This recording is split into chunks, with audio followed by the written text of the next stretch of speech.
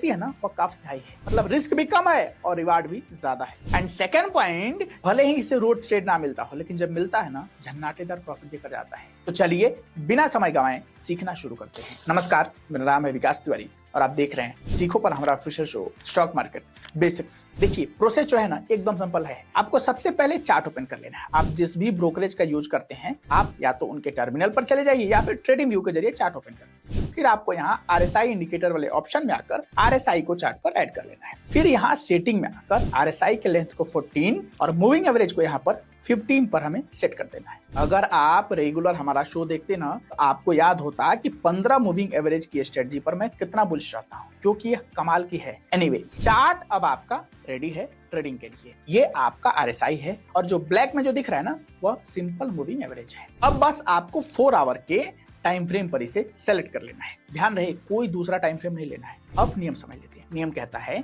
कि अगर RSI oversold zone में चला जाता है, यहाँ स्क्रीन पर जो दिख रहा है ना, कैसे यहाँ RSI रेड में दिख रहा है और इसकी लाइन जो है वो 20 को क्रॉस कर नीचे चली गई है, इसे ही ओवरसोल्ड जोन कहते हैं। ध्यान से रखिएगा, इसमें कोई कंफ्यूजन नहीं है। जब इधर रेड दिखने लगे और लाइन 20 के नीचे चली जाए, जैसे कि आपको यहाँ दिख रहा है, आपको अलर्ट हो जाना है। फिर आपको इंतजार करना है जब ये वापस से 20 और 40 के जोन में एंट्री करे और तभी मूविंग एवरेज को नीचे से क्रॉस कर जाए। चार्ट पर जैसे ही आपको ये दिखे, आपको उसके सामने के कैंडल पर नजर दौड़ानी है। अगर वह ग्रीन में बनता है तो buy above the high, stop loss below the low के ट्रेड के साथ एंट्री कर जाना है। बाकी प्रॉफिट कितना होगा ये तो आप स्क्रीन पर देख ही सकते हैं। तो है ना कमाल का तरीका, एकदम सिंपल स्ट्रेटजी है। इसे आप चाहिए जाकर चार्ट पर स्कैन कीजिए। बाकी कोई सवाल हो तो फीडबैक में पूछना मत भूलिएगा। एक साथी पूछते हैं कि सर मैंने जो शेयर खरीदा है उसे जब चाहूं कैसे बेचूं। दोस्त, शेयर के खरीदने और बेचने के तरीके